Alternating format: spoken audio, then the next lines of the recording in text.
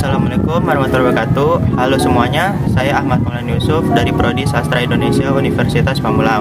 Ingin menjelaskan tentang latar belakang sejarah sastra Indonesia.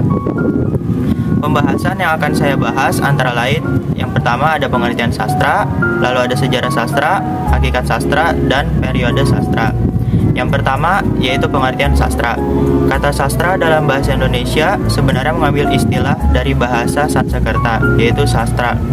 Kata sas memiliki makna instruksi atau pedoman, dan tra berarti alat atau sarana.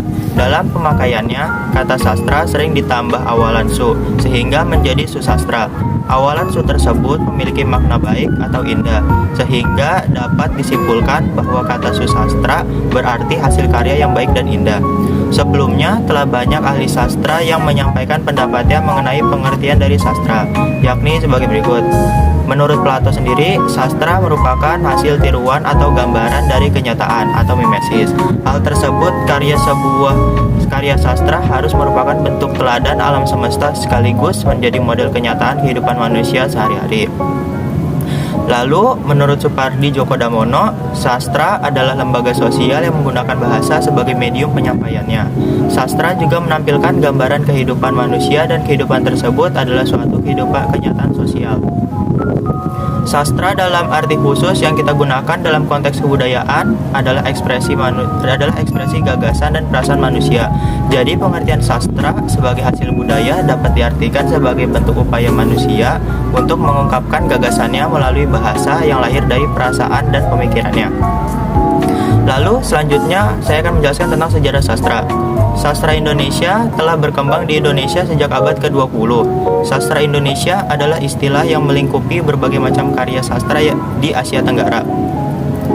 Istilah dari sastra Indonesia merujuk pada kesusastraan dalam bahasa Indonesia yang bahasa akarnya berdasar pada bahasa Melayu. Pembawakan dalam sejarah sastra Indonesia dibagi berdasarkan angkatan. Angkatan adalah suatu usaha pengelompokan atau periodisasi karya sastra berdasarkan ciri khas karya yang dihasilkan. Sastra sejarah merupakan karya sastra yang mengandung unsur sejarah. Sastra sejarah dapat pula disebut dengan historiografi tradisional, yaitu penulisan sejarah menurut pandangan atau kepercayaan masyarakat setempat secara turun-temurun. Kemudian ada hakikat sastra. Hakikat karya sastra adalah rekaan atau yang lebih sering disebut imajinasi.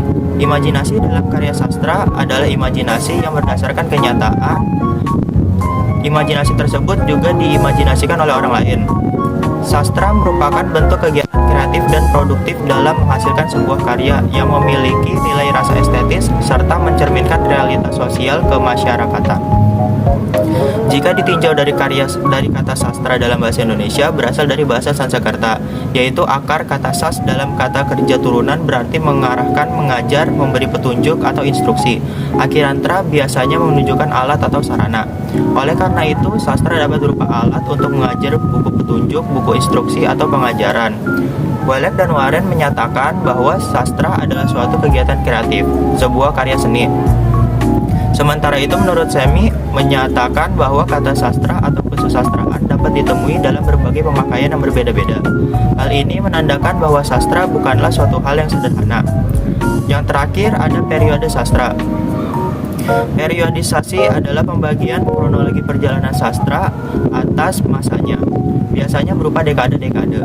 Periodisasi sastra adalah pembabakan waktu terhadap perkembangan sastra yang ditandai dengan ciri-ciri tertentu. Maksudnya, tiap babak waktu atau periode memiliki ciri tertentu yang berbeda dengan periode yang lain.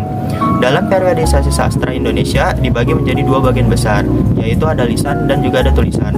Secara urutan waktu sastra di Indonesia terbagi atas beberapa angkatan, yaitu ada angkatan Pujangga Lama, angkatan Sastra Melayu Lama, angkatan Balai Pustaka, angkatan Pujangga Baru, angkatan 1945, angkatan 1950 sampai 1960-an, angkatan 1966 sampai 1970-an, angkatan 1980 sampai 1990-an, angkatan reformasi, dan yang terakhir ada angkatan 2000-an.